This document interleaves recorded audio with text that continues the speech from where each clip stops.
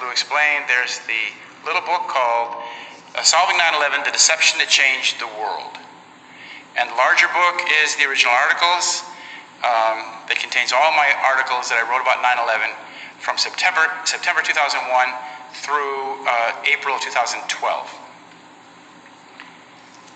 So what I'm going to be talking about today is basically not so much about the crime itself of 9/11, but the way that the crime has been used to bring us into the war on terror, a war that we've been in for the last 15 years, and how actually these two things fit very closely together. They come from the same source. They were done for the terror attacks of 9/11 were done in order to make the war on terror become real. The war on terror was in fact planned and prepared decades before. So 9/11 was carried out to kickstart the war on terror, which is a Zionist war agenda of aggression, terrorism, and conquest. When I use the word Zionist, I'm referring to the idea of the Jewish nationalism. That Zionism is our people. A Zionist is a person who supports the political ideology of Jewish nationalism, which is what the State of Israel is. The State of Israel was founded and promoted from the very beginning by the Rothschild family of France and in London, big bankers. So 9/11 was wrongly blamed on Muslims to trick us into supporting an open-ended and criminal war agenda across the Middle East, across the Islamic world. The fraudulent war on terror has cost the United States $2.5 trillion. That's how much we've paid already. So as good citizens, we are obliged to resist the 9/11 deception and enslavement to a criminal war agenda. I was an investigative journalist in Washington, D.C. when 9/11 happened. I wrote for a little weekly newspaper there called American Free Press. My degree is in history. My specialty is Israel and Palestine from the University of California at Santa Cruz. I'm the author of those two books, and prior to all of that, I was an Eagle Scout, and I grew up outside Chicago in a place called Chambord, Illinois. This is the main book, The Deception That Changed the World. Now, understanding what 9/11 was, it was a highly sophisticated false flag terror atrocity, which employed something called shock and awe. Shock and awe is when you overwhelm a population with something so spectacular, so tremendous, that they are left in awe. And that was done to create fear and rage in the population, to compel us to then support the suggested war option, the war on terror. So starting the war on terror was the primary reason for the false flag terror attacks of 9/11. 9/11 itself was a policy coup that brought us the war on terror and a series of costly wars like this serious situation in Iraq, which it's interesting to note that Americans are fighting in Iraq once again today. We're still fighting there. Currently, the U.S. troops are trying to liberate the city of Mosul from Islamic State. So we've been deceived about 9/11. But 9/11 was just the beginning. The 9/11 cover-up was necessary, was required to deceive the public into supporting this open-ended war agenda against Islamic nations. We will not have peace if we allow ourselves as a nation, as a population, to remain deceived. Because if you're deceived, a nation that is deceived is a nation that's enslaved.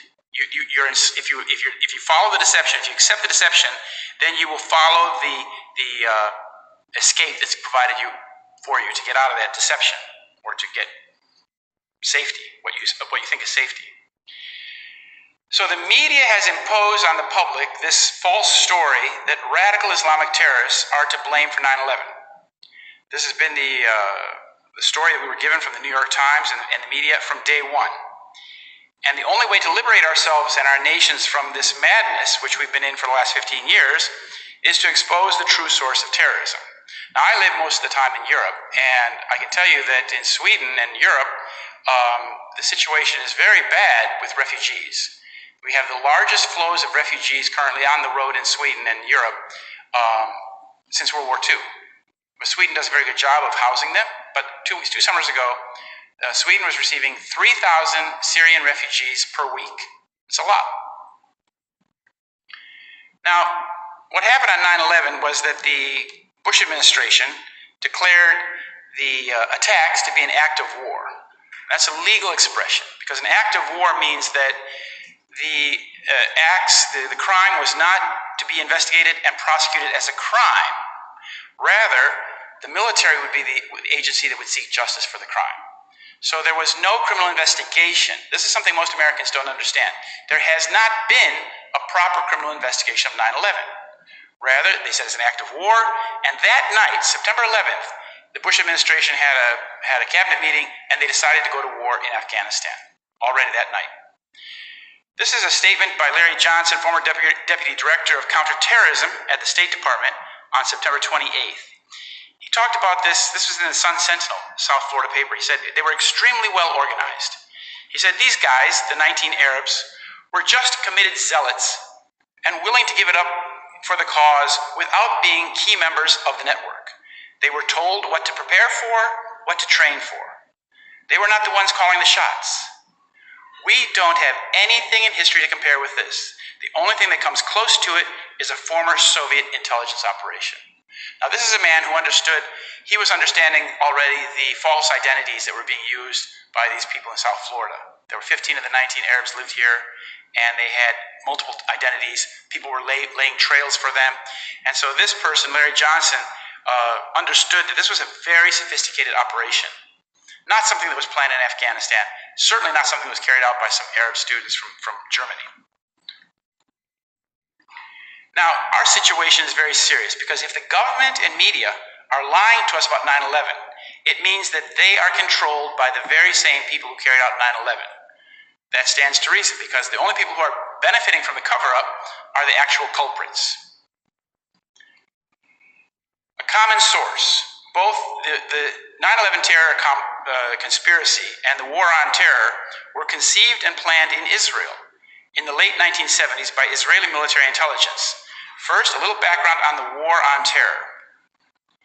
On September 20th, 2001, President Bush declared war on terror, saying that every nation in every region now has a decision to make. Either you are with us or you're with the terrorists.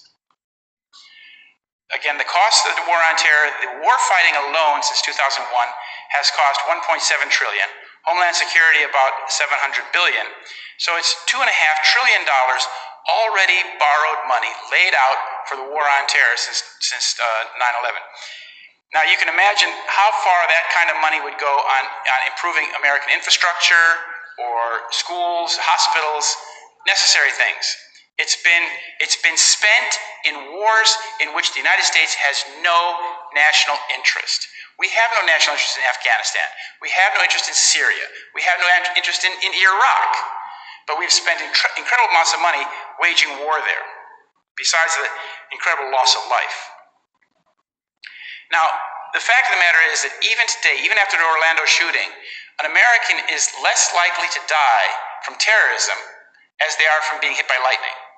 But we're spending this incredible amount of money. We're spending $400 million per year per U.S. victim of terrorism. And compare that to how much we spend on cancer victims or flu victims or heart disease, you can see that it's obscene. It's a waste. It's more than that. It's a fraud. It's a criminal fraud. The money is in this war effort. So these are some protesters, and they say the war on terror is a fraud. Of course, and the fraudulent war on terror is based on the official myth of 9/11, what we've been given by the media and by our government.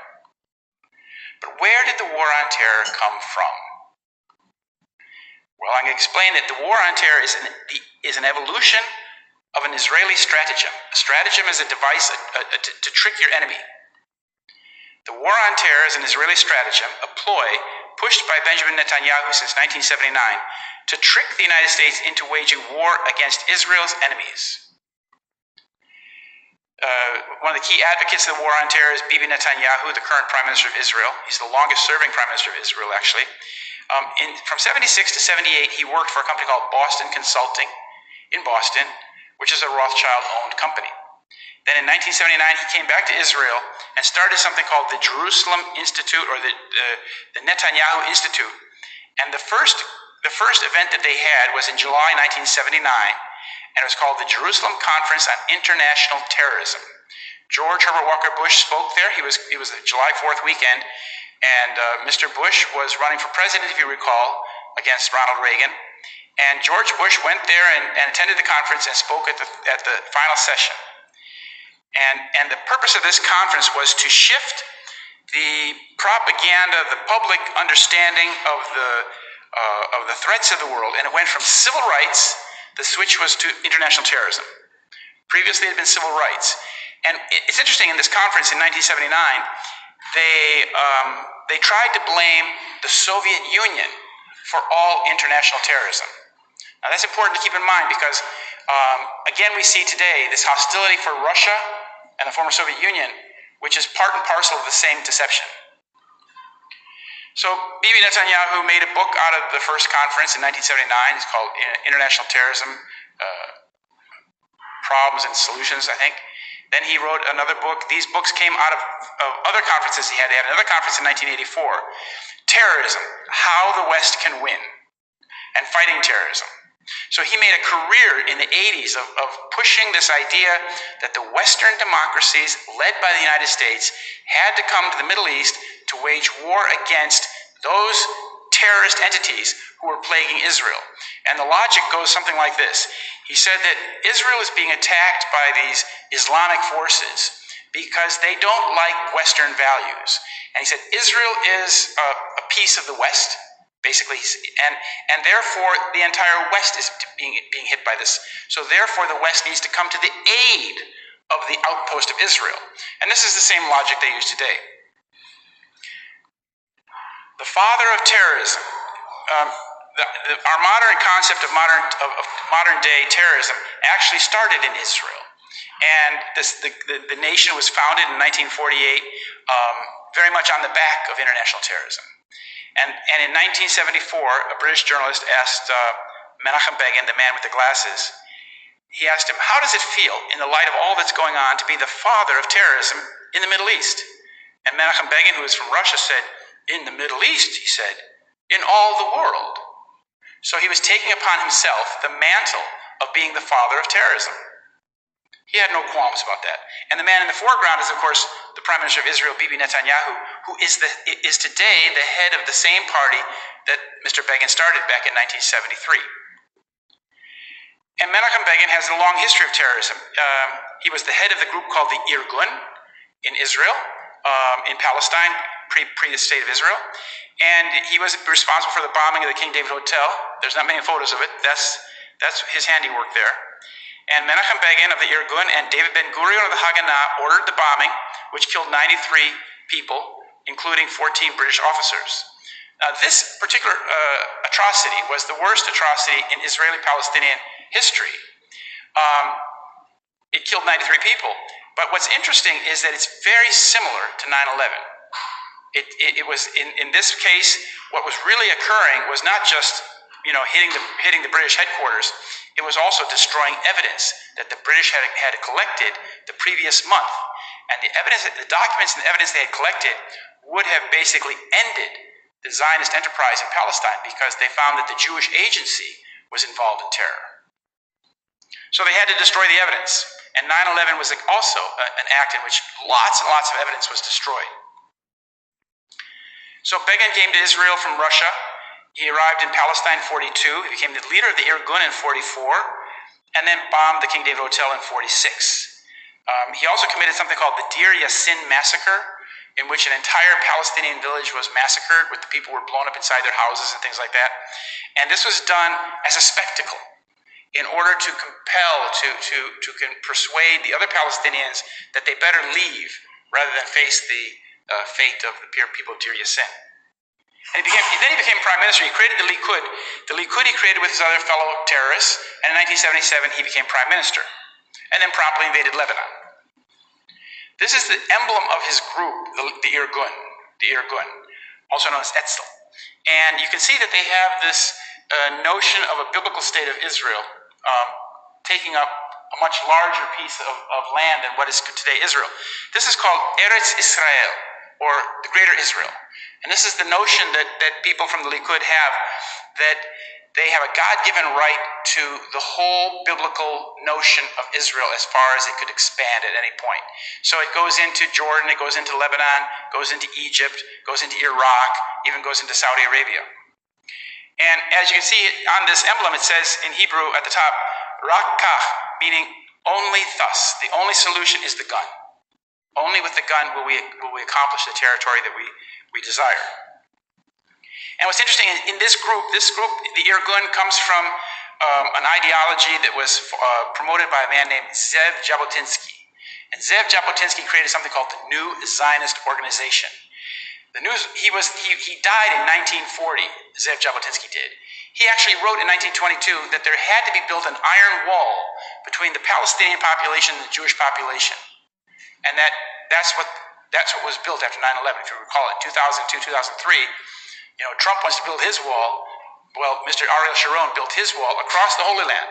So if you go to Bethlehem today or Jerusalem, or if you go to the West Bank, you'll see this big wall. It's 40 times longer than the Berlin Wall and twice as high. Well, what happened when Mr. Jabotinsky died in New York City is Bibi Netanyahu's father took over that organization in New York City. And his name was Ben-Zion Milakovsky Netanyahu. So Bibi Netanyahu, the Prime Minister of Israel, has been raised in this ideology. And this is what they aspire to. This is called What Israel's Future Borders Will Look Like. It's from an Israeli website. And Menachem Begin said after the partition plan in 1947, when the United Nations tried to partition Palestine, Menachem Begin said, the partition of Palestine is illegal. Jerusalem was and will forever be our capital.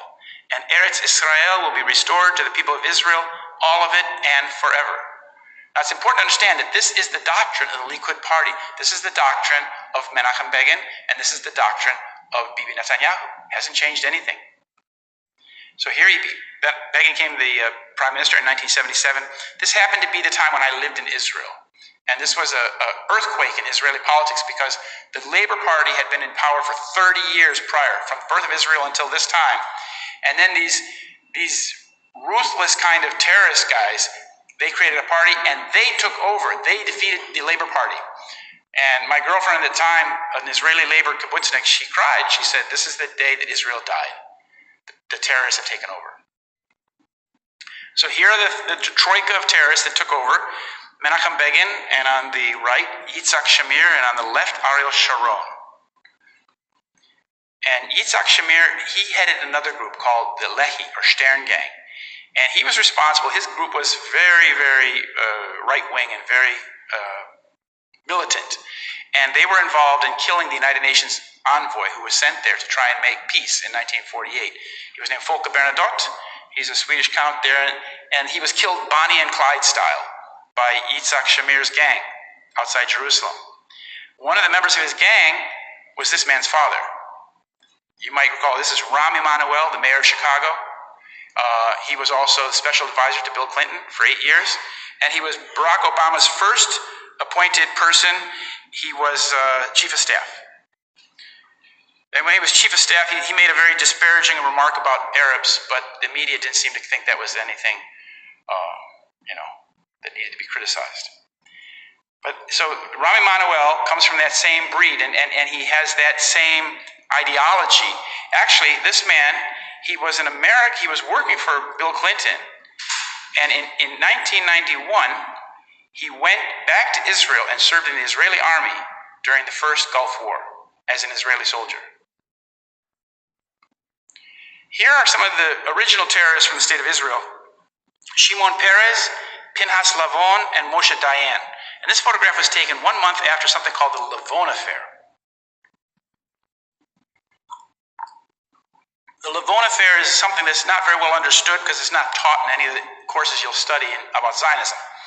The Lavon affair was an attempt by these Israelis to divide America and Britain away from Egypt by putting bombs in libraries and cultural buildings in Egypt, in Cairo and Alexandria. And these bombs, nitroglycerin bombs, were meant to be blamed, the terrorism was meant to be blamed on the Muslim Brotherhood. And that would make America, the United States, and Britain less cozy with Nasser. But what happened is that it went wrong. Some of the bombs went off prematurely, and the Egyptian police caught some of the terrorists, and those terrorists confessed. They said they knew the other people. And some of them were hanged, several were hanged in Egypt, and some spent long prison sentences. But the men who ran the operation were these men. It was Shimon Peres on the left. He was director of the defense ministry, first man. Pinhas Lavon, the affair is named after him. He was defense minister. And then Moshe Dayan was chief of staff. And so these are the men who ran the whole operation. And they ran it as a covert operation, unbeknownst to the prime minister at the time. The prime minister at the time was a man named Moshe Sherrod. And when Moshe Sherrod found out, he was livid. He was the foreign minister and he was the prime minister at the time. And he absolutely despised Shimon Peres. And later he wrote in this book called Israel's Sacred Terrorism, a very good book. He wrote that Peres shares the same ideology as Lavon. He wants to frighten the West into supporting Israel's aims. And this is exactly what's going on. They're using terrorism to frighten us. Terrorism is a tool to frighten the public into being obedient and compliant with the wishes of the terrorist.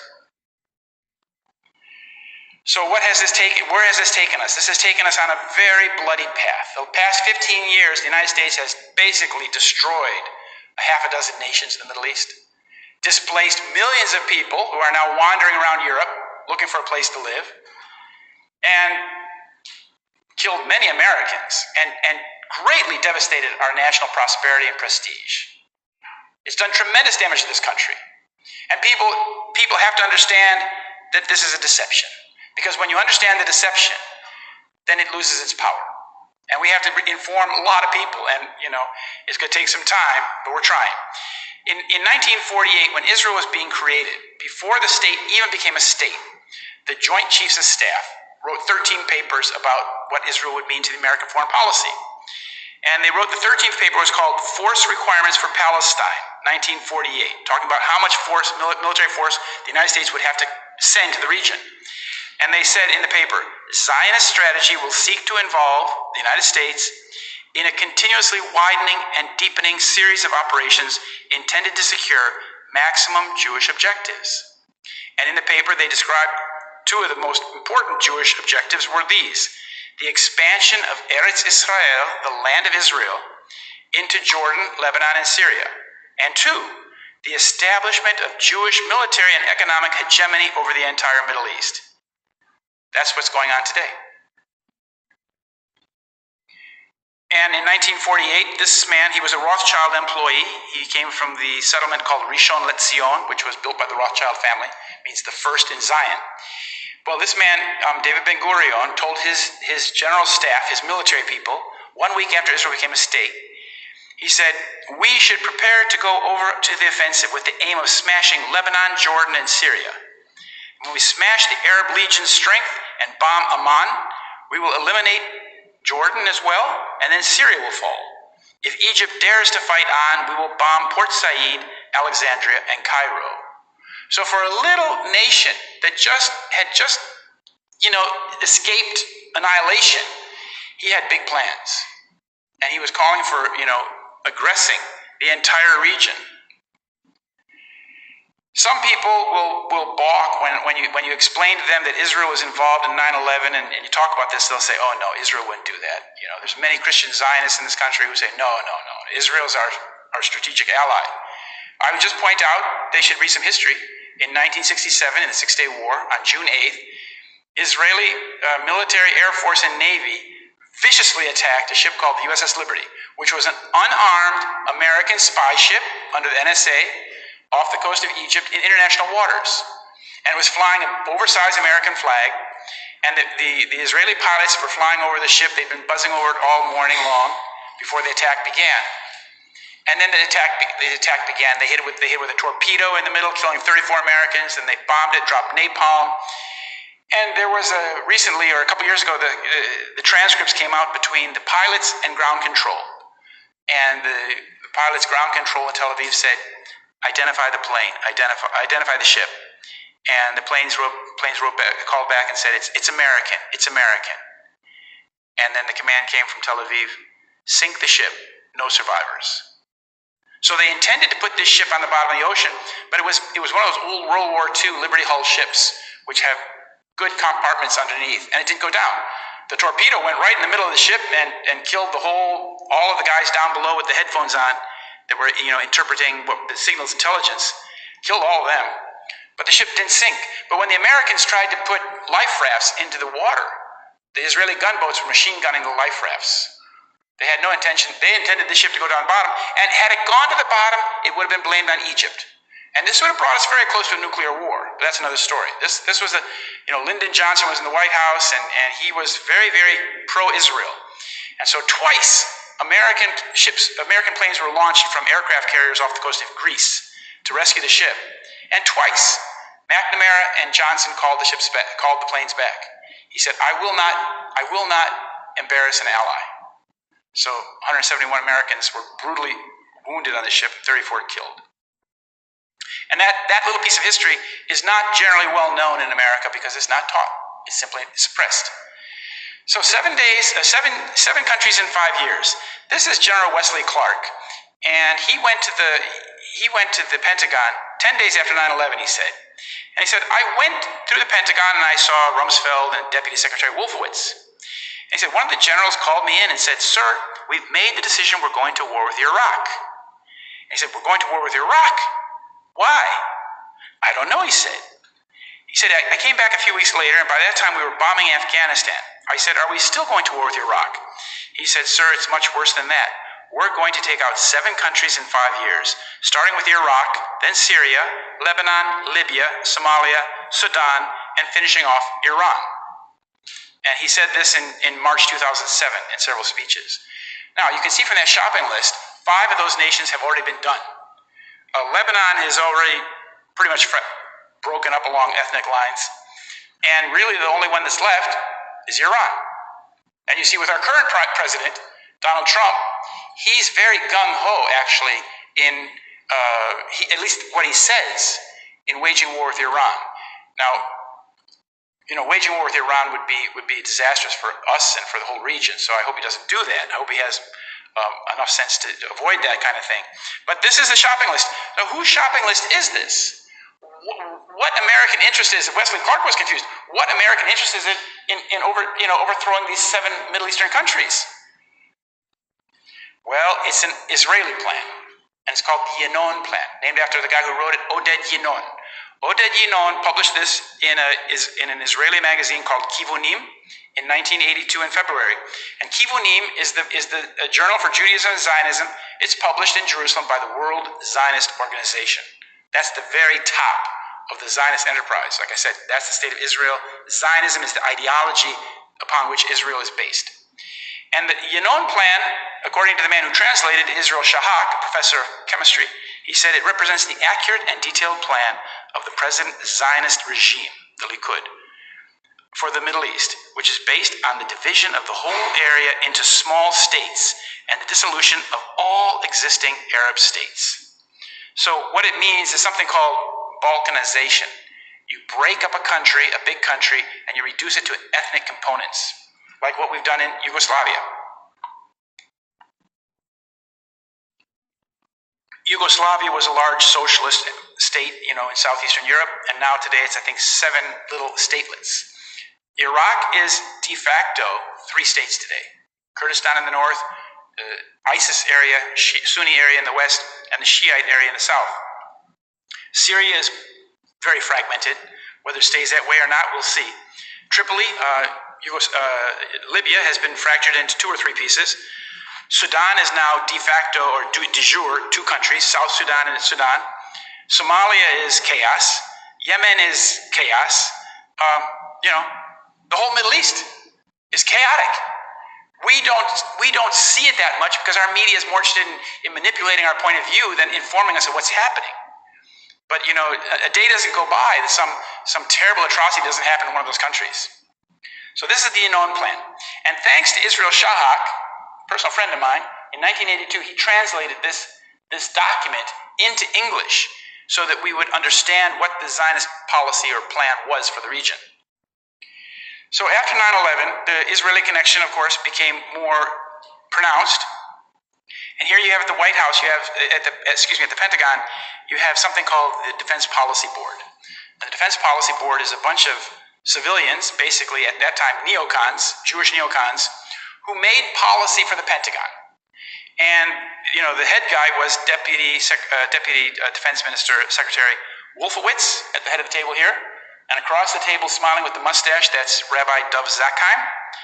And he was the comptroller at the Pentagon. You might recall he was the man who said the day before, he was the comptroller of the funds. The day before 9/11, Rumsfeld told the public that there's missing $2.3 trillion, unaccountable, in the defense budget. That was on September 10th, 2001. He announced that. And sitting next to the Israeli man there, the Israeli man is the guy with the red beret. He's the Shaul Mofaz, an Iranian Jewish guy, and he was chief of staff. He's Israeli chief of staff, and here he is sharing notes, explaining to his Zionist colleagues at the Defense Department what they should do. And the man with something in his eye, that's Douglas Feith. Douglas Feith, his father was in the Irgun. He's an American, but his dad was in the Irgun. And because his father was an Israeli, he is also then an Israeli as well. And we see that this idea of supporting Israel's agenda, it was made very clear when Hillary Clinton wrote this email that was released about a year ago. Secretary of State Clinton wrote that in this memo, the best way to help Israel is to use force in Syria to overthrow the government. So that's why under Obama was spending $1 billion per year to run this covert operation. We, the Americans, have been funding all of those radical Islamist groups that have been causing chaos over there in Syria. They've been using pure terrorism, killing young men, pushing people off buildings, crucifying people, everything in the book to make it look really, really awful, to make Islam look really, really bad. This email from Hillary Clinton proves that Obama and Hillary were trying to overthrow the Syrian government because it was in Israel's interest, not ours. And you see, this devastation in Syria, we have to take ownership of this. We, as Americans, our government, fostered this. And it's caused a great deal of, half the country has been displaced. 11 million people out of a country of 25 million, and 4 million are living outside the country. A lot of my neighbors are from Syria. So 22 years after it was born in Jerusalem, the Israeli war on terror became operational after 9/11. So the purpose of 9/11 was to start this Israeli war agenda, this Zionist war agenda. And they used their agent here, Osama bin Laden, to impress upon us that he was the bad guy. So I'm going to talk about the Israeli connections to 9/11. And these are some points to show you that the Israeli connection to 9/11 and the Israeli connection to the war on terror, that both of these things come from the same place and for the same reason. First one is ideation, that putting the idea out there of a 9/11 attack is possible. In 1978, Arnon Milchan, a senior Israeli intelligence agent, made his first movie called The Medusa Touch, in which a Boeing 747 goes into the Pan Am building in New York City. This is the cover of the book, and that's Arnon Milchan. So he made this. He's a very senior agent. He's involved in nuclear smuggling from the United States to Israel. And here he is talking to Ezra Weizman in the same year he made the movie in England. Milchan with Ezra Weizman, defense minister, 1978. So where did he get this idea of a 9/11 type attack? Where did this idea come from? Well, it was probably being planned already at that time, and I'll show you it was. So this is how they've set up the props to, the plane flying into the Pan Am building. Milchan is a very high Israeli agent. He's a top agent in a group called Lacham. Lacham, L-A-K-A-M, is actually the very secret organization that was set up to smuggle nuclear components to Israel from the United States. And he's worth something like $5 billion. He made JFK, he made Brazil, he made Pretty Woman, I think he made quite a few films. The movie Brazil is quite interesting. He made that one in 1986. It's a futuristic film in which terrorism happens all the time. And the nation that the people live in is fighting a war on terror in some far-flung region. And in 2000, his business partner, Rupert Murdoch from Fox News, they made another film in which the World Trade Center was attacked by a plane. And in this case, it was a passenger aircraft that was remotely hijacked and flown into the World Trade Center. And Rupert Murdoch and Arnon Milchan are business partners. They have a television company together. So the idea probably came from Mr. Milchan. This was aired on Fox TV in March 2001. It was viewed by 13 million US viewers 6 months before 9/11. Now, the father of Israeli intelligence, the man who was the founding chief of the Mossad for the first 15 years, this is this man, Isser Harel. And Isser Harel predicted in 1979 that Arabs would attack the tallest buildings in New York 22 years before it happened. He predicted it to this tall man here. His name is Michael Evans. He's a Zionist preacher from Texas. And you can see Mr. Evans is quite close to the Likud. He's good friends with Menachem Begin, the prime minister at the time. This is the prediction. In 1979, Mr. Evans was having dinner at Harel's house, so you see he's very highly connected. Not everybody has dinner at the Mossad chief's house. And he said, "Do you think terrorism will come to America? And if so, where and why?" And Isser Harel said, "I fear it will come to you in America. America has the power but not the will to fight terrorism. The terrorists have the will but not the power to fight America. But all that could change with time. Arab oil money buys more than tents." As to the where, Harel continued, "New York City is the symbol of freedom and capitalism. It's likely they will strike the Empire State Building, your tallest building, and a symbol of your power." So you can see that the prediction was there, the ideas were there, and then they put that plan into action. Then two of Isser Harel's top lieutenants from the Mossad, these older guys, they went to New York to get the security contract for the World Trade Center. And they got it in 1987. The president of the company was called Atwell Security of Tel Aviv. The head of the company was this Avraham Shalom, who was the former head of the Shin Bet. Now, Mr. Shalom had a little problem. In 1984, there had been a bus hijacking in Israel. Palestinians hijacked a bus on the coast. The Israeli forces went in there and got the people released, the passengers, and they caught two of the hijackers. And the agents in the field said, "Okay, we got these two Palestinian guys. What do we do with them?" He said, "Smash their heads with rocks." And that's what they did. And because of that command was an illegal command, it was not proper, Mr. Shalom Ben-Dor, Avraham Shalom, was removed as head of Shin Bet. He lost his position, and he was looking for a new job.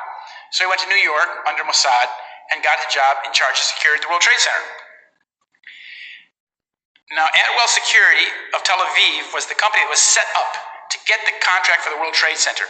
What's key to understand here is that this name, Shaul Eisenberg, he's the billionaire guy, the big Mossad agent out in Asia.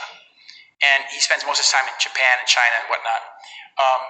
And he created this company for the sole purpose of getting the security contract for the World Trade Center. So these are the two characters who were involved in negotiations. Shalom Ben-Dor is on the bottom. But when the Port Authority discovered that Avraham Shalom was using a fake name, and that he had this background as a murderer in Israel, convicted of murder, they tore up the security contract. They reneged on it. And that ended the contract. But had the contract gone through, 9/11 probably would have happened in the late 80s or maybe early 90s. And we would have been at a great disadvantage because we didn't have the internet. We had no way of really sharing information. But they were thwarted. These guys were Zvi Malkin on the top. And these are big agents of Isser Harel. They were involved, for example, in operations like when they went to Argentina and kidnapped Eichmann. These guys were involved in that. These guys were involved in smuggling plutonium from Pennsylvania to Israel for the nuclear weapons programs. So these are senior agents. And they came to New York with the sole purpose of getting the security contract for the World Trade Center. So the plan was moving forward. This is 1980s. When they were thwarted, when they were blocked by that tearing up of the contract, that didn't stop them. They went to work for these men. They went to work for Jules Kroll and Maurice Greenberg. You might remember Maurice Greenberg down here in the bottom picture. He's the man whose company AIG received a $180 billion bailout between the Bush and Obama administrations, right down the threshold. Half went from Bush, half went from Obama. And he ran a criminal enterprise. His AIG insurance company was a criminal enterprise. He admitted it himself. He said, if we were legal, we wouldn't be in business. But, never mind. They also got control. They had a little company, Kroll Associates, the man Jules Kroll at the top. They had a company called Kroll Associates, which is like one of these security companies. And Kroll Associates got the security contract for the World Trade Center after the first bombing in 1993. You remember there was a bomb in the basement, 6 people were killed. Then they said, we need new security programs. So they went to Kroll Associates, and Abraham Shalom Ben-Dor was now working for Kroll. So, like in a Trojan horse method, he got in that way. Now, the fourth point is that Israel created the Islamic foe. They created the bad guy, the boogeyman, the other out there that we had to fear. And they did it during the early 80s when the Soviet Union Red Army had invaded Afghanistan. And then, of course, there were these Afghans who fled to Pakistan who needed arms. And the United States began arming these Pakistanis, or the Afghans in Pakistan, to go back and fight. But the only gang, the gang that got the lion's share of the money, was an anti-Western force called Gulbuddin Hekmatyar. Why? Here are these people in Afghanistan, they're protesting about this Gulbuddin, that's what he looks like, and they say imposing the vicious gang of Gulbuddin on our people is another crime of the US government. It's true. It goes back to the 80s. But it wasn't just the Americans. Thousands of Arabs joined this group called Hezb Islami. This was Gulbuddin Hekmatyar's group. They were extremely anti-Western. And at the time when they began funding this operation to arm these people, the money came from CIA and come from Saudi Arabia. These two hands were giving the money. But they were giving it to Israeli military intelligence, who was doing the arming and the training of this group. They were teaching them terrorism. They were teaching them how to make bombs, bicycles explode, and urban terrorism. And what happened is that these Arabs came to join with the Afghans fighting the Red Army in what's called a jihad. And in this Afghan Arab group, the most well-known one is Osama bin Laden. And in 1984, at exactly the time that Israeli military intelligence was training and arming these guys, here comes Osama bin Laden. So it was done in 1983, 84, and 85. That's when they began. And it was at the time that Israeli military intelligence was training these people, it was headed by none other than Ehud Barak. That's very important to understand. And it was done by, the program in America is understood through a movie called Charlie Wilson's War, or a book called Charlie Wilson's War. The movie's okay, but I really recommend reading the book. Because the movie doesn't explain the Israeli connection. You don't understand anything about the Israeli connection. If you read the book, you will see that this entire thing was actually being run by the Mossad. And Charlie Wilson was just like their puppet. He was like doing what they were telling him to do. And he was going to be famous. So Charlie Wilson was the congressman who arranged for the CIA to give the money for the Israeli weapons. And so this is Gulbuddin Hekmatyar down below and Charlie Wilson shaking hands. But the question is, why would the CIA and Israeli military intelligence arm and train the most virulently anti-Western mujahideen? It makes no sense. It's like, why would you do that? Well, because they were creating for the enemy for the next war. They were creating the boogeyman for the war on terror. Here's the connection, very simple. Tzvi Rafia, the man down below, was Mossad station chief in Washington. When Charlie Wilson was elected down in Texas in 1973, he fell under this man's, into his domain, and they became very good friends. And whenever Charlie Wilson went to Israel, Tzvi Rafia took care of all of his meetings, who he would see, what he would talk to. He was being taken around. And in the book, it says that Tzvi Rafia, Mossad station chief, used Charlie Wilson's congressional office as if it were his own. Now, if you've ever been to a congressional office, you know it's big. A congressional office takes about the size of half this library because they have lots and lots of rooms. And they have lots and lots of stuff, people working there, communications, etc. In the book, it says this: Rafia always acted as if he owned Wilson's office. One of the staffers kept a list of people he needed to lobby. He would use the phones, give projects to the staff, and call on Charlie to intervene whenever he needed him.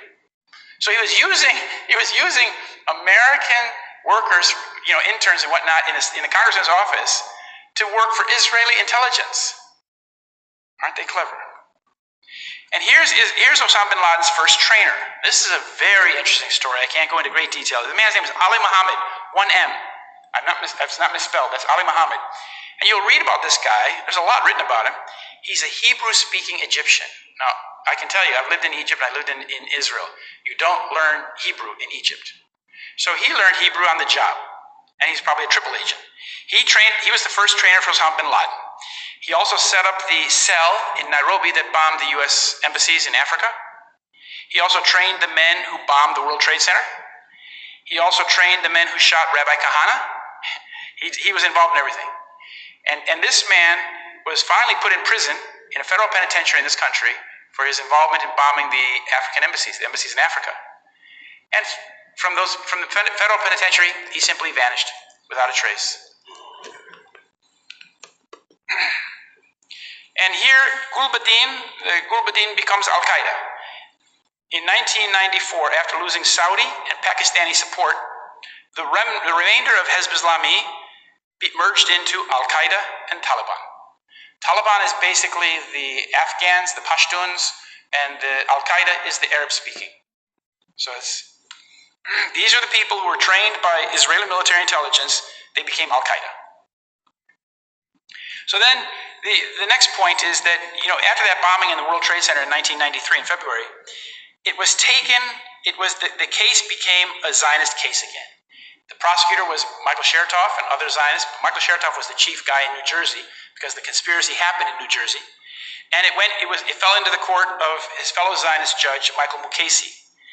And what they did is, this was a very odd case, but what they were doing is they were framing our mind that we would understand that Arabs were trying to bring down the World Trade Center, that this was an Arab plot, when in fact it wasn't an Arab plot at all. Even if you read the New York Times, you'll see that it was a complete setup.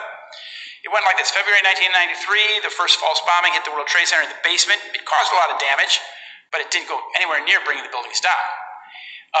6 people were killed, and as I said, Chertoff and Mukasey framed the case against the blind sheikh. Now here's the blind sheikh smiling back there with the sunglasses on, and he's being led out of the room by a man named Ahmad Salem. Ahmad Salem was an Egyptian colonel who came to this country and was involved working with the FBI as the informant. He was the FBI's informant. So he was getting into his circle men who could be held responsible for the crime that was going to happen. And that's what he did. Ahmad Salem was paid $1 million for his testimony. Michael Chertoff played a key role in the prosecution. So what happened is that these innocent Muslims, like the blind sheikh, were sent away to jail for like 5,000 years. This guy took his $1 million and went into the witness protection program and lives happily ever after. But there are tapes of him talking to the FBI about making the bomb and who made the bomb, who's going to blow up the bomb. And you can tell from his voice that he feels very dismayed at the way the whole thing turned out in the end. Of course he did. Then the Zionist plans for revamping the American military required something called the New Pearl Harbor. This is before 9/11 still. There was a series of articles and ideas, think tanks that called for a new Pearl Harbor. One of the most important ones is this one. This was in the Foreign Affairs magazine, which is a CFR publication. It was written as the report of what's called a study group. Philip Zelikow had a catastrophic terrorism study group. And in his study group was Ashton Carter, that name might be familiar, Secretary of Defense under Obama, and John Deutsch, former head of the CIA. And they had this catastrophic terrorism study group for a year or so, and then they produced this report. And as you see from the beginning of the article, they were imagining the transforming event. They were imagining that event that would change this country, that act of catastrophic terrorism. This is 1998, December. They were imagining this tremendous catastrophe that would change America forever.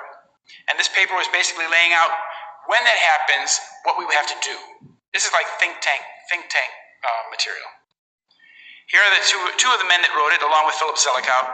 They are at the top left, Ashton Carter, and the man with the blue sweater in the middle, that's John Deutsch. They worked for a company at the time called Global Technology Partners, which is an exclusive affiliate of Rothschild North America.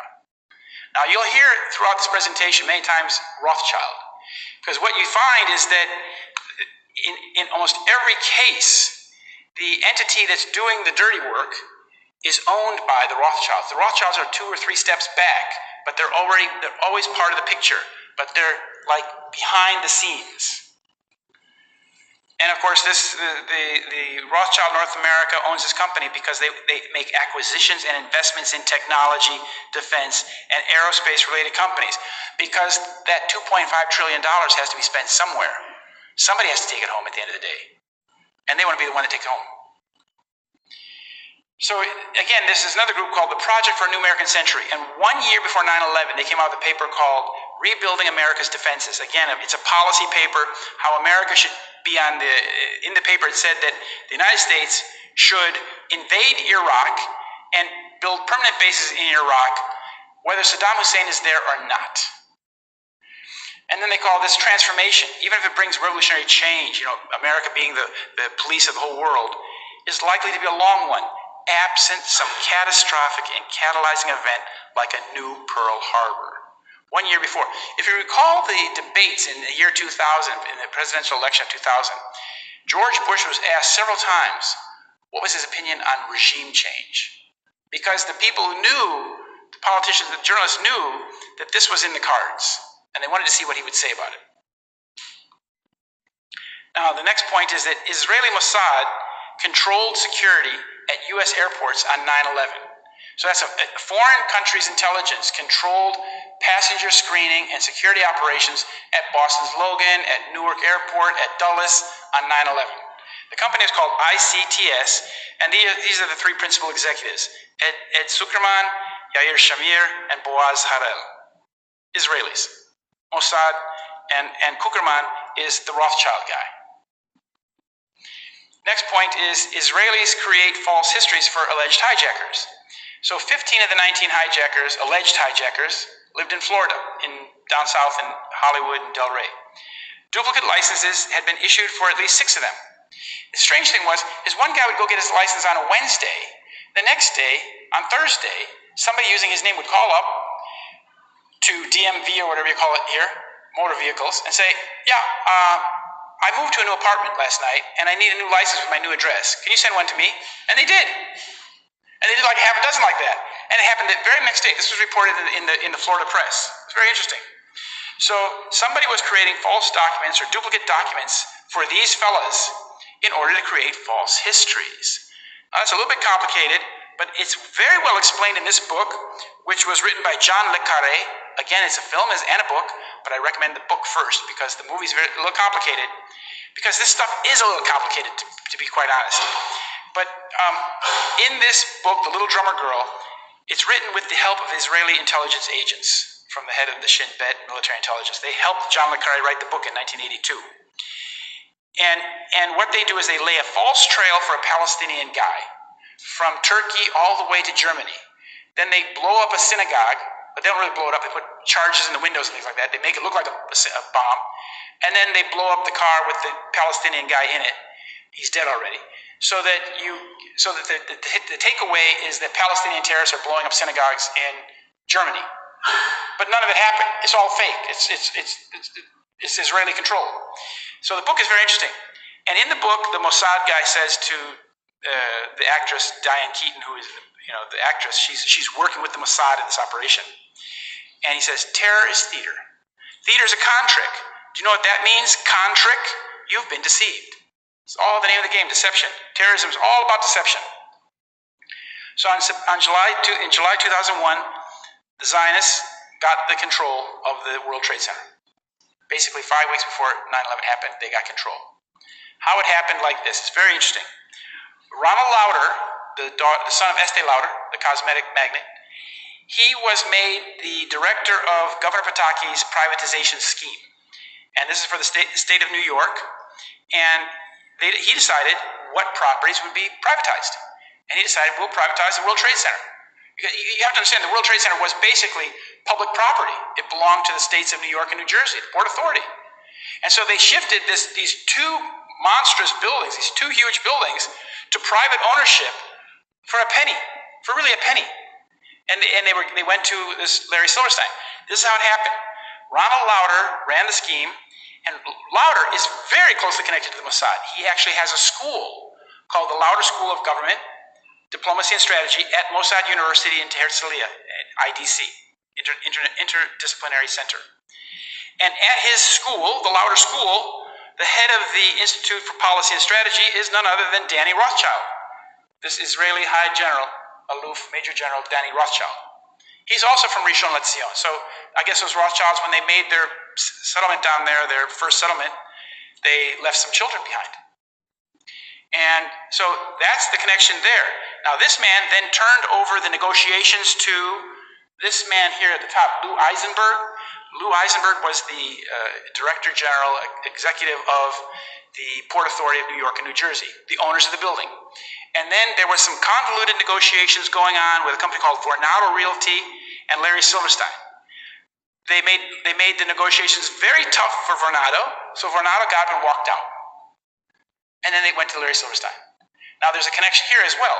Larry Silverstein and Lou Eisenberg are both board members of something called the UJA, United Jewish Appeal of New York, the Federation. This is the funding organization to raise funds for the state of Israel in New York and the nation. It's the largest funding organization. Larry Silverstein was the national chairman, and Mr. Eisenberg was on the planning board. So there again, you see there's this connection, there's this backroom connection that you don't know about, or some people might say it's not polite to talk about it, but it's there, it's real. Now here's another backroom connection. Bibi Netanyahu and Larry Silverstein are very good friends. Every Sunday afternoon, they had a conversation on the telephone for years. This is from the Haaretz newspaper, and the quote is, "For years, Netanyahu and Silverstein have kept in close touch. Every Sunday afternoon, New York time, Netanyahu would call Silverstein. It made no difference where Netanyahu was, he would always call. Their ties continued after Netanyahu became prime minister in 1996. And here we have Larry Silverstein on the day that he got the keys to the World Trade Center with his lawyer and his wife and his daughter. And he said, "I am proud to assume the stewardship of the World Trade Center, one of New York's greatest jewels, July 24th, 2001. Basically 5-6 weeks before the atrocity. And this is what was left on 9/11. Nothing but dust and ash. Biblical devastation on a biblical scale. The head of Israeli military came on the TV in London on 9/11, giving his interpretation of what we had experienced. Before the towers had even fallen, before the dust had settled, this man was on TV in London on the biggest English network in the world, BBC World, seen around the world. And he said this. He said, "The world will never be the same from today on." He said, "We know it's an Osama bin Laden operation." He said, "Now it's time to launch an operational, concrete war against terror." So these Israelis were telling us from the very first minute, now it's time. Let's go. War on terror. Here we come. What's the connection between Netanyahu and Ehud Barak? Again, very small world. Ehud Barak, with the sunglasses, was the commander of the Sayeret Matkal organization and group that Bibi Netanyahu was in. And this is a covert commando force that serves directly under Israeli military intelligence. Bibi Netanyahu's brother, Yonatan, died in an operation where the Sayeret Matkal went down to Africa, to Uganda, I think it was. There had been a hijacking in Teba. And in that operation, his brother was killed. And that's why they called their institute Yonatan Institute. But these two men have this long military history together. Bibi was his soldier. Bibi was his man, his soldier. And other members of the Sayeret Matkal were involved in 9/11. For example, on Flight 11, Daniel Levin of Akimai, he was also a former Sayeret Matkal. Now, another strange thing is on 9/11, on the day of 9/11, Ehud Olmert, the Deputy Prime Minister of Israel, this man here looking at the camera, was in New York City. He had been in New York City. He'd been in Canada on the 9th or the 10th, and in Ottawa at a fundraiser. He came to New York City, and on the 10th of September, New York City, he made a transaction in which he sold the Likud football team. But the strange thing is that he's the mayor of the sister city of New York. Jerusalem and New York City are sister cities. And yet his visit was kept secret. Why? Why was it kept secret? And then, of course, on 9/11 in the afternoon, he apparently left on that Boeing Israeli LL 747 that left. One plane was allowed to leave on the afternoon from New York City. It was an LL 747. Went back to Israel. Here he is. I would point out also that he's in the background. He's currently in jail in Israel. He's been in jail for about a year now on, I think it's bribery. And Bibi Netanyahu is not far from jail as well. There's several cases pending against him, very serious cases in Israel. Involving Arnon Milchan too, by the way. But so Ehud Olmert was in New York City on 9/11. But why was his visit kept secret? Now, the 5 dancing Israelis. These are also a very interesting thing. On 9/11, I was driving through Pennsylvania. We had been in New York City that morning, and we were coming back to Chicago. We couldn't go to Washington.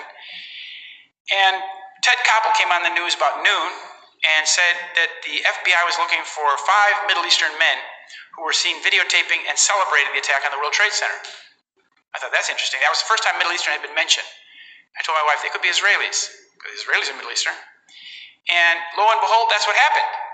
The next day, it turned out these men were arrested in New Jersey. They were arrested on 9/11. And 2 of them, the 2 on the far right, are actually Mossad agents. And they're known to U.S. law enforcement as being agents of Mossad. The other 3, these 3 here, are basically sub-agents, operatives, working with. And they were arrested in New Jersey, and they pulled over. They were pulled over. They had been videotaping and filming the World Trade Center burning. And as they did so, they were clicking their lighters and giving high fives, things like that. And they were observed by a lady in New Jersey who called the FBI, called the police, and then the New Jersey police caught them. And they had like multiple passports stuck in their socks, and they had thousands of dollars stuck in their socks, and their van tested positive for explosives, and they had box cutters. They told the police that, yeah, we were by the World Trade Center this morning. We were there. And what happened is then they went back to Israel, and after being held for about 2 months in Brooklyn in a lockup, and they went on TV. And the 3 who were not Mossad agents, the 3 younger guys, admitted. They said in Hebrew, our purpose was to document the event. Now, the interviewer might have asked, well, who sent you there to do that? But he didn't ask the question. The man that ran the show is Yair Lapid. He became the finance minister shortly after that. But this is the Israeli audience watched this whole show. Israelis all across the country heard this in pure Hebrew and understood. Well, these guys were there. They knew, they were doing their job.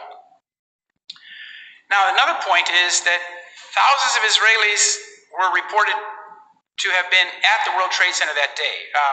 This is a Jerusalem Post article, and it says that the foreign ministry in Jerusalem has so far received the names of 4,000 Israelis believed to have been in the area of the World Trade Center and the Pentagon at the time of the attack.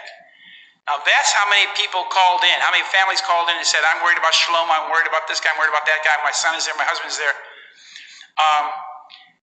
Well, what happened, of those 4,000 people who were supposedly there, only 3 or 4 died. 3 or 4 Israelis died in the whole operation. Well, how did they avoid harm? Well, what clearly happened also is that there was an instant messaging service called Odigo, an Israeli instant messaging service, that sent out a warning 2 hours before 9/11 happened, warning people not to go to the World Trade Center that day because there would be a catastrophe there. And the vice president of the company said that the prediction, the time was exact to the minute, so 8:45, right? And the message was sent out on a platform that you could receive through your BlackBerry or your Blueberry or your cell phone or your internet, whatever.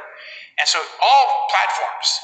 But it was sent out in Hebrew, and it was sent out using a buddy system where you could say, I want to send this message to all Israelis on the system who obviously speak Hebrew, boom, boom, boom. And by choosing those parameters, everybody on that whole network who shared Odigo got the message. And they didn't go to work. They didn't go to the World Trade Center that day. They did something else. Like Larry Silverstein, they went to the doctor. Like Al Franken, they stayed and visited their mom. Some other guy, they went water skiing. Did anything else, but didn't go to work that day. Now, another interesting thing is this put options. There were a lot of put options. These are short options. This is a financial trade where you expect a stock to go down. You're betting that a stock's going to go down. So there were an extraordinary amount of people who bet that United Airlines and American Airlines stock would go down, along with other insurance companies and things like that, would go down on 9/11. And they did go down. So those people won money on that bet. It's like gambling. It's called a put option. And the investigation was done by, of course, this SEC, or Securities and Exchange Commission, and it's done in Chicago.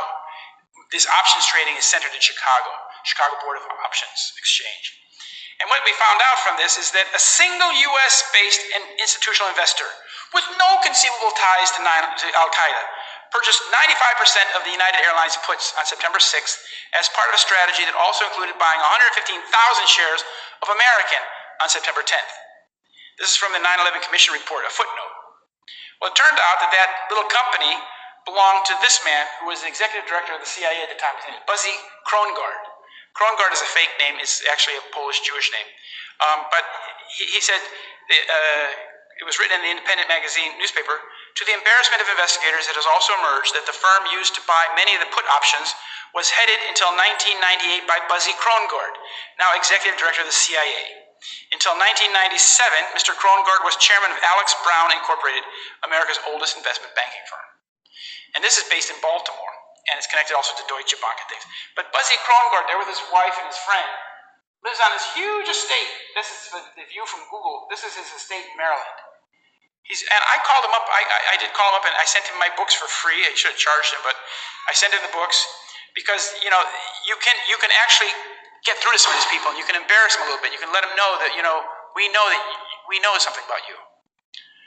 Now here's Alvin Krongard. That's Buzzy Krongard. He was executive director of the CIA. That position no longer exists. But what the executive director did, he's the guy that ran the operation day in and day out. Daily operations were run by Buzzy Krongard. The other guys like Tenet, they're just window dressing. They're just like, they're there for image. I'm the director of the CIA, but he doesn't do anything. It's the operational guy that does it.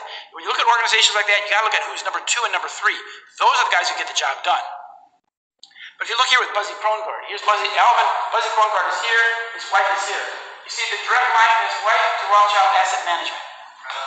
Again, you see, you have to see who these people are connected to.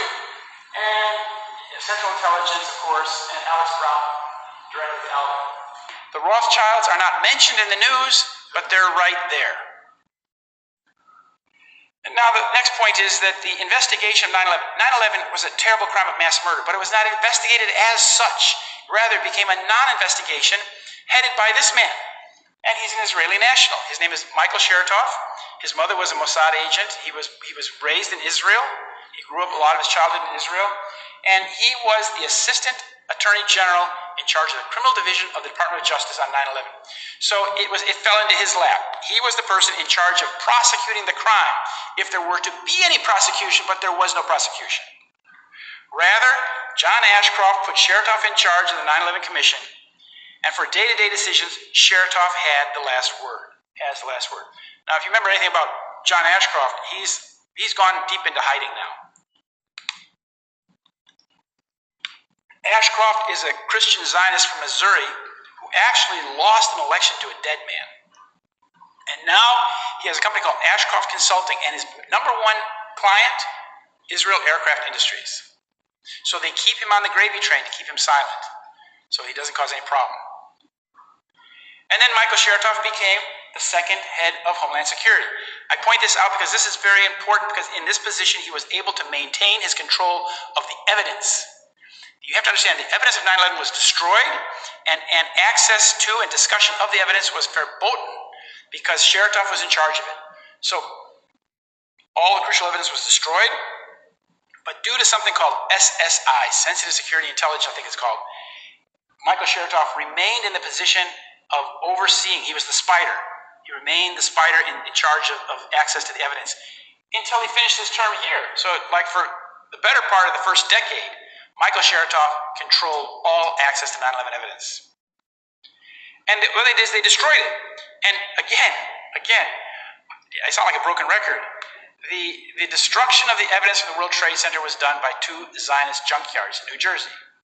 And I finished my book about that. It's the final chapter is the destruction of the evidence, because it's very important to understand that the 2 junkyards that handled this evidence were themselves Israeli-run operations, so that no American got close to it.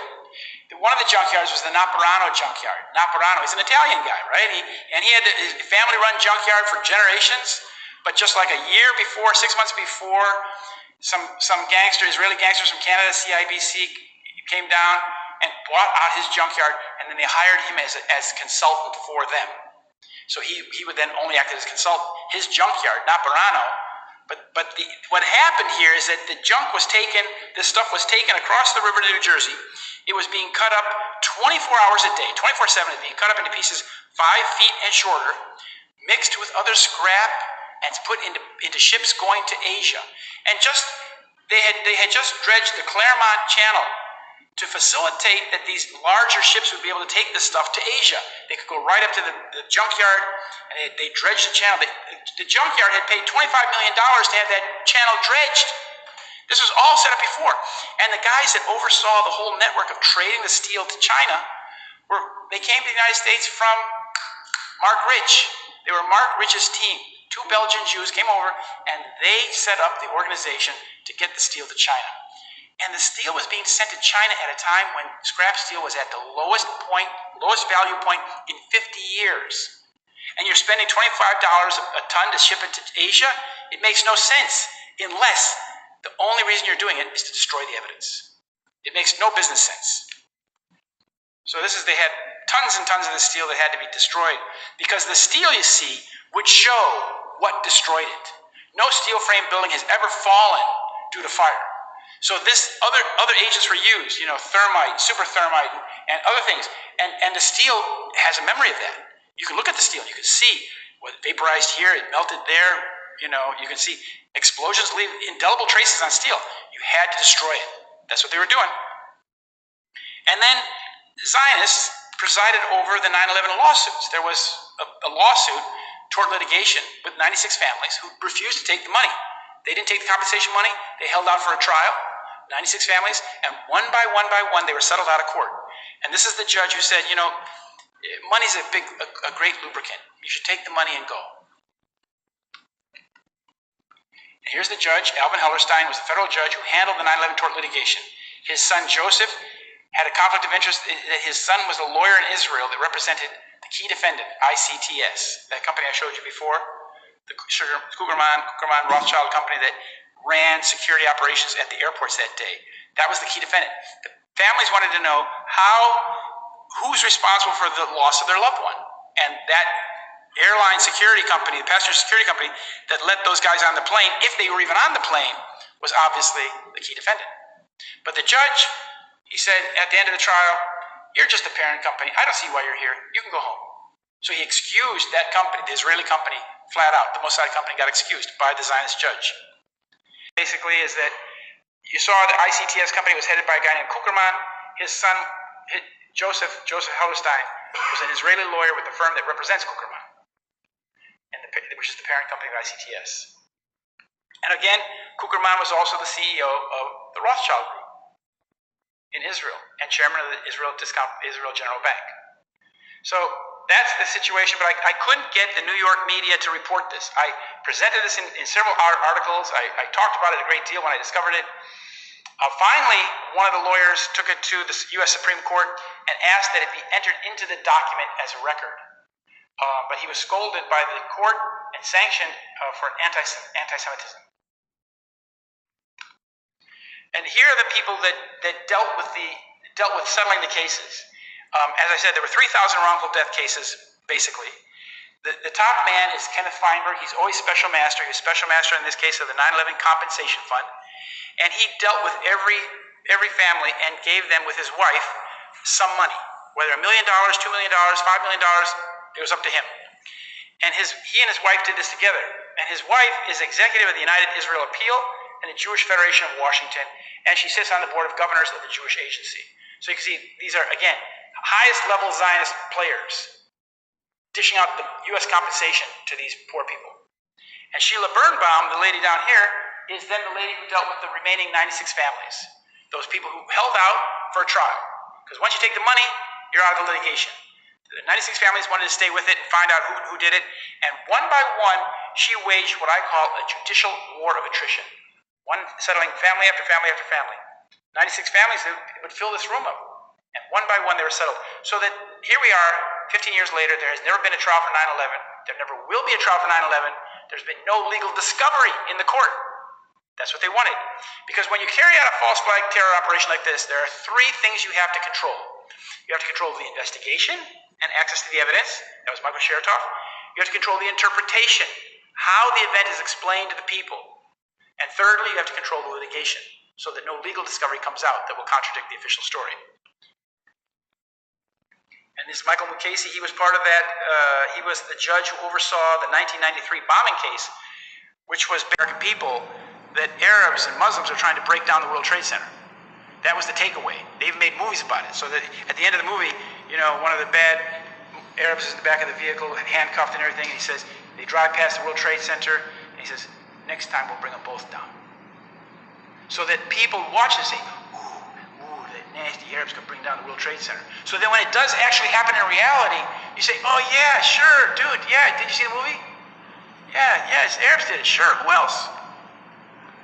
Oh, this judge also oversaw the Larry Silverstein's battle with the insurance companies, in which Larry Silverstein got double indemnity, got paid twice, because he had very cleverly written the insurance contract with the insurance company against acts of terrorism.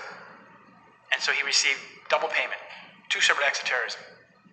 So from $100 million that Larry Silverstein put down of borrowed money from GMAC, which went bankrupt, of course, in 2008, he got $5.2 billion from borrowed money. So he put down a tuppence. He put down just a couple cents and received all his money. So now he's built this monstrosity in the middle of Manhattan, this huge World Trade Center Tower 1. Now, one of the last points is that Bibi Netanyahu, the Prime Minister of Israel, has admitted on several occasions that 9/11 is good for Israel, that the attacks of 9/11 were good for Israel. On 9/11 itself, on the very day of the attack, the New York Times asked him, how will this affect Israeli-American relations? And he said, it's very good. He said, well, it's not very good, but it'll generate immediate sympathy. But at the time of 9/11, it was thought that 30,000 people were dead in the rubble. 30,000! Who would say it's good? Who would use the word good to describe that, except somebody who saw some ulterior motive, some benefit? Well, he saw a benefit all right. A couple years later, he said exactly that. He's speaking in Hebrew here at Bar-Ilan University, speaking to an Israeli audience, and he said, we Israelis are benefiting from one thing, and that is the attack on the Twin Towers and Pentagon and the American struggle in Iraq. I want to point out again that he's been the chairman of the Likud since 1993. So what benefit did Israel get from this? What benefit did Israel get? Well, they got America waging war across the Middle East, taking out their enemies one by one. That's what they got. And then now the next point is that the Zionists control the 9/11 myth. We've been given a myth as Americans. We've been given this thick book, 9/11 Commission. We've been sold a myth, a pack of lies. This is the 9/11 Commission report. It was written by Philip Zelikow, the same guy who did that catastrophic study, terrorism study with Ashton Carter and John Deutsch. In March of 2003, myth specialist Philip Zelikow completed the outline of the 9/11 Commission report before the staff even began working. He had it all lined out, outlined, bullet points, subtitles, and he was executive director of the commission.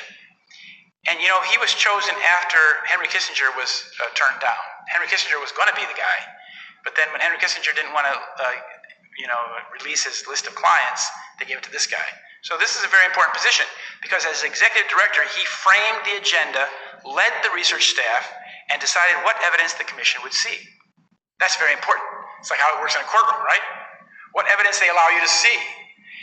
Well, here, this is the senior counsel for the 9/11 Commission. His name is John Farmer, and he said what government and military officials told Congress, the Commission, the media, and the public about who knew what when was almost entirely and inexplicably untrue.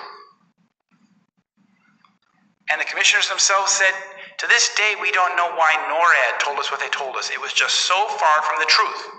So the 9/11 Commission report is, from its own writers. You see, 6 out of the 10 9/11 Commission members have gone on record since to admit that there was a U.S. government cover-up. But it wasn't the U.S. government who was doing the covering up, it was Philip Zelikow. Now, the last point is that Israelis then built the memorial, the 9/11 memorial at Ground Zero. They call it Ground Zero. This is where the footprint of the towers are. They built these pools of flowing water into the pools, and memorial, names carved into the granite around the building. This was designed by an Israeli who's a friend of the Netanyahu family. This man here, the young man here. The World Trade Center Memorial was designed by an Israeli, Michael Arad, son of Moshe Arad, the former Israeli ambassador to the United States. So, of course, this selection process was probably through the mayor of New York and a board, but they chose this Israeli guy to build the memorial. So that's very important. So even the legacy of 9/11 is designed by the people who are involved in the perpetration of the crime. So when young American kids go, school buses go to this place every day, and they go and they walk through the memorial, they get fed the official story, official myth, exactly as it's meant to be fed to them. Just one point is that the Jewish woman who runs the memorial in New York was previously the head of the Holocaust Museum. So they're very good at presenting a gut-wrenching, compelling story to young people to get them emotionally attached to this narrative. Mayor Bloomberg and Israeli leader Netanyahu discussed the Israeli names at the 9/11 memorial, all 4 of them, on September 22nd, 2011. And the New York Times, however, has completely avoided any discussion of the evidence that disproves the official myth. And there's a lot of it. I can't get into it in this short presentation, but like the molten metal that fell from the buildings, the drops of molten iron that are found in the dust, the incredible hot spots that rage below the rubble for 3 months. None of that was discussed by the New York Times, because the New York Times took this position. This is an lead editorial from 3 years after 9/11. And they wrote, in the 3 years since 9/11, we've begun to understand that it's possible to know what happened without knowing what happened. And they leave it at that. You don't need to know what happened. And they say that some of what we need to know publicly has been provided by the report of the 9/11 Commission. Other answers are lacking, like what happened to Building 7. Why did that building fall down at 5:20 in the afternoon? None of this is discussed in the media, because the media, you see, is the one that interprets our politics for us. And now you see the media is all gung-ho about attacking the new president.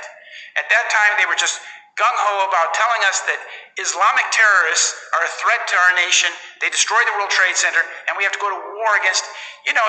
when George Bush and Dick Cheney were asked about establishing a blue ribbon investigation, they told the congressman from South Dakota, no, we can't have an investigation. That would take away from our war effort in Afghanistan. What, a big country like this can't investigate the crime and wage a war in a small country in Asia at the same time? So for 15 years, the controlled media has pushed a false narrative. That's a story, that's a fairy tale, a myth about 9/11 and the war on terror, all the while suppressing the evidence that disproves the official myth.